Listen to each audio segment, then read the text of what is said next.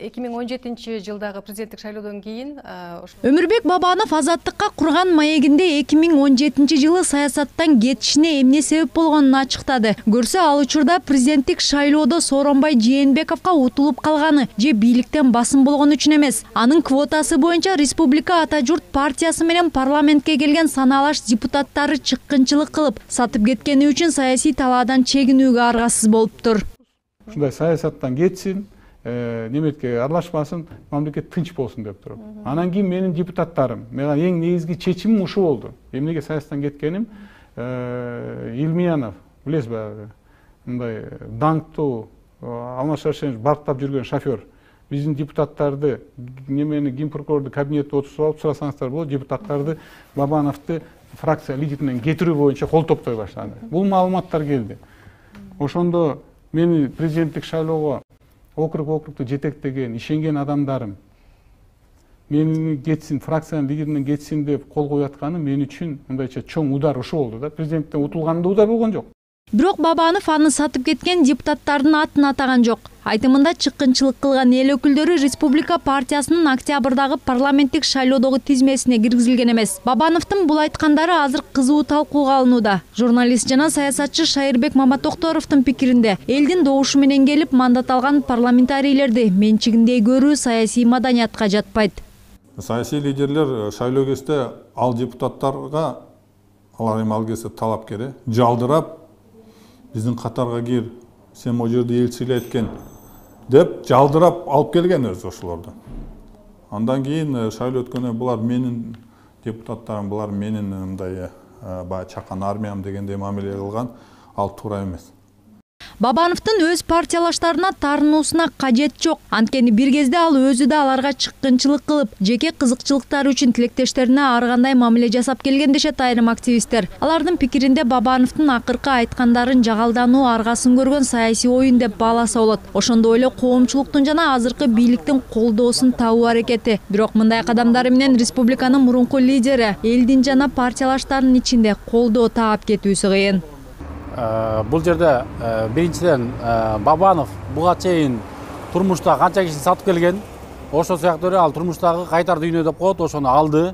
Бул өзү тандаган депутаттарды саттыбы же бияк саттыбы, аны бир убакыт таразалайт. Бүгүнкү күндө Бабанов кимден беттирмар кылып, кимге жагалданарын билбей, бүгүнкү күндө ар кандай саясий оюндарын кылып атат. Бирок бул оюндар менен Бабанов эч кимге жаккан жок.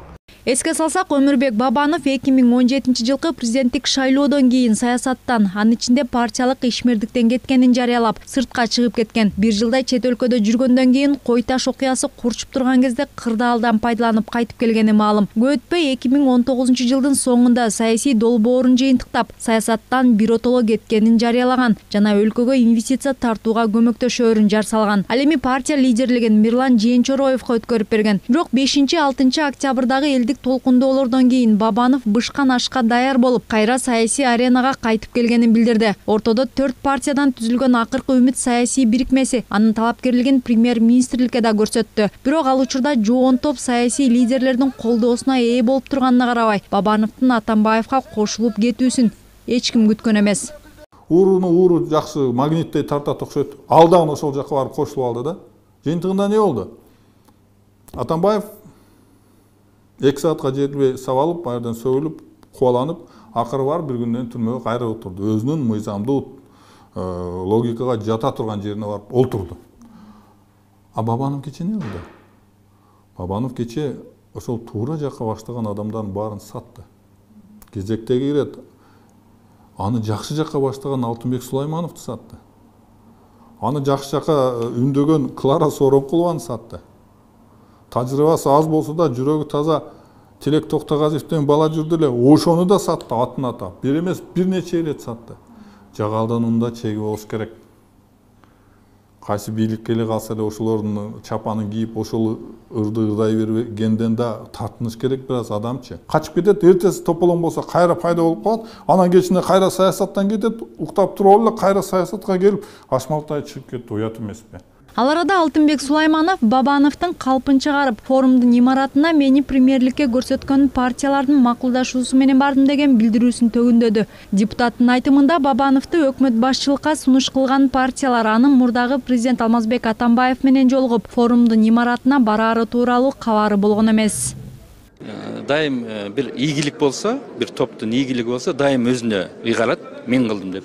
Качан bir ийгилик болбой калса, ал чекеге качат дагы өзүн алып качат да. Ушундай анын баары Кыргызстан билип калбадыбы. Ал мезгилде ошондой сөздөр болгон.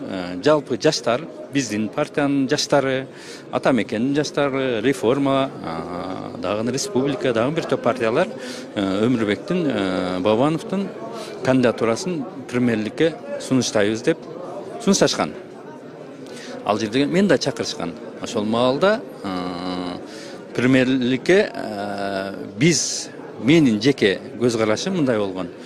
Альтернативный сунуштар болсун, парламентте премьердин программасын, өзүнүн багыттарын угуп, ошого карап шайлайбыз деген сөздөр болгон. Өмүрбек Бабанов мени өздөрү сунуштады деп кийин айтып атат. Ал биз сунуштагандан бери өзү чуркап жүрүп, мен премьер болот элем, мен абалдан чыгарып кетет элем деп өзү чуркаган. Аны бизге азыр айтып атат. Ошол эле мезгилде бир белгилей турган нерсе, аны эч ким форумга бар деген эмес.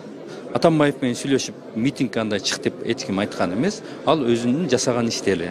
Ошону азыр башкаларга оодарып салып, судан коркуп чыгып кетейин деген өзүнүн позициясы окшойт деп түшүндүм. Соңку күндөрү Бабанов президенттикке талапкерлигин коёру айтылууда. Бул боюнча өзү ачык оюн билдире элек. Бирок эксперттер анын кечээки маегинен кийин шайлоого катышпаары анык болуп калганын айтышууда. Себеби айткан ойлорунан анын тымызын азыркы бийликти колдоп, анын бардык шарттарына көнгөнүн байкаса болот. Жада калса саясатчы катары багын ачкан парламентаризмди жектеп, конституциялык реформаны колдоп жатат. Анан калса шайлоого бара турган саясий фигура башка бирөөнүн идеясын колдобошу керек. Ошондой эле мурдагы президенттик шайлоодо 600 миңдей шайлоочусун таштай качкан саясатчынын эми өлкө башчысы болом дегенге моралдык укугу барбы деген суроону ортого салышууда. Бабам убагында кетип калды. Мен аны колдобоймун. Бабановду мен колдобойм. Мен убагында президентке коюп атканда мен колдогонмун Бабановду. Себеби дегенде эми жаш кадр келип атат.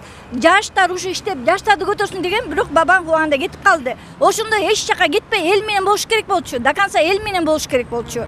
Кыскасы Өмүрбек Бабановдун кечээки 1 сааттык маеги буга чейинки кадамдарына баа берүүгө, ошол эле учурда ача ойлорду жаратып жүргөн саясий жүрүштөрү боюнча анын калк алдында актануусуна жакшы мүмкүнчүлүк аянтчасы болуп берди. Бирок эл анын айткандарына кайра ишенеби?